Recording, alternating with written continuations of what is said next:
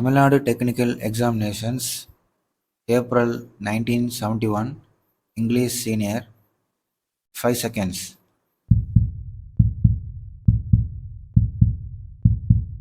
Start. Sir, I will now say a few words about the more important objections that have been urged against this proposal. I have carefully gone through a great deal of this evidence, and I may say that the objections resolve themselves under five heads. In one brief sentence, they really come to this.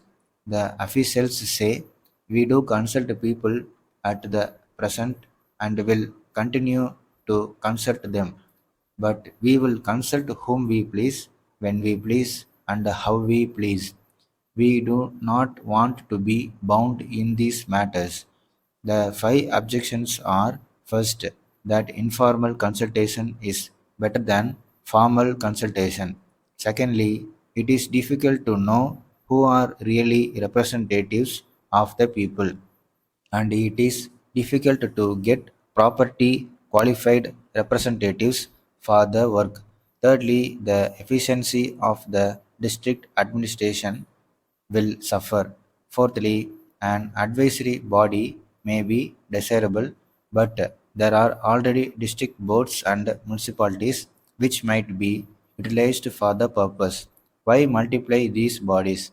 And lastly, there is the objection, which is a standing argument in this country against all advance, namely, the time has not yet come. Now I will deal briefly with these five objections and then will bring my remarks to a close.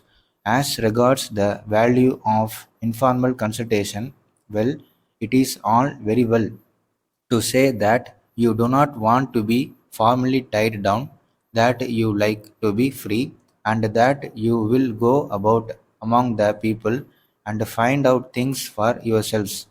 On the one side, you complain that you are tied to your desks, you are slaves to reports and returns, that you cannot find time to move among the people, and on the other hand, you do not want to be bound to consult anybody. You must be free to consult whom you please.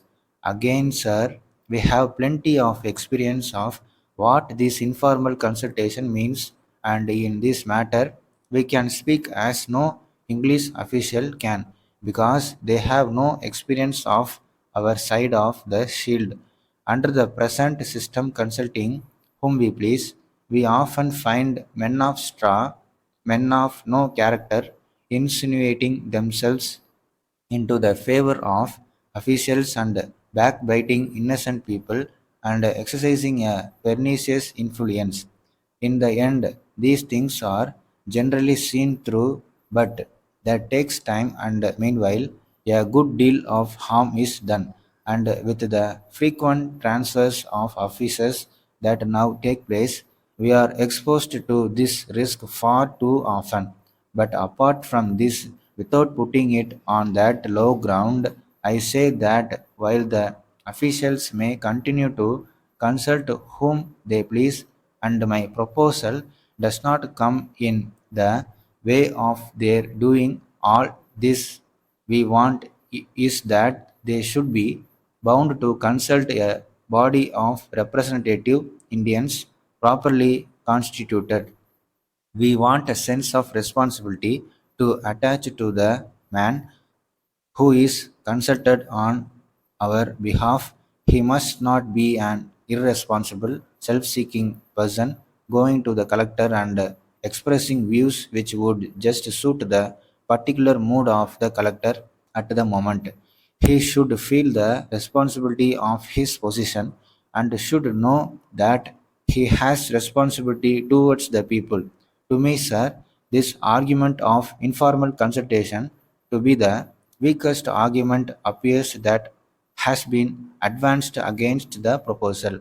Some say that it would be better to hold periodical darbars than to have a standing advisory council. Now we all know what these darbars are: a large number of people assemble 100 or so, and you cannot consult them. Bangalore, 2nd August 1960.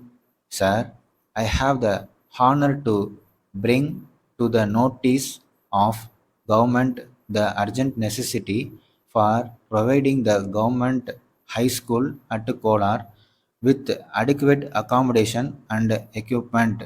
The present building was constructed many years back when the school had only one section in each of the three forms. At present, the number of sections has doubled itself and the strength has increased threefold. The rooms in the building are so small that they are utterly inadequate to accommodate the present classes, some of which contain more than 50 students in each section. Recently, a private building situated closely was taken up on a rent of rupees 50 per month, but this has not improved the position. It is very necessary to extend the present building by the addition of at least 8 rooms of adequate size. The executive engineer has furnished a plan and estimate. The cost of extension will come up to rupees 25,000. No provision has been made in the budget of the current year for the purpose. Government are probably aware that no money was sanctioned for the last 15 years. The above is the state of affairs, which for immediate attention. In the circumstances, I request government to sanction a sum of rupees 30,000 and order us inclusion in the budget so that the school may be provided with adequate accommodation and equipment. Yours faithfully, Director of Public Instruction. Stop.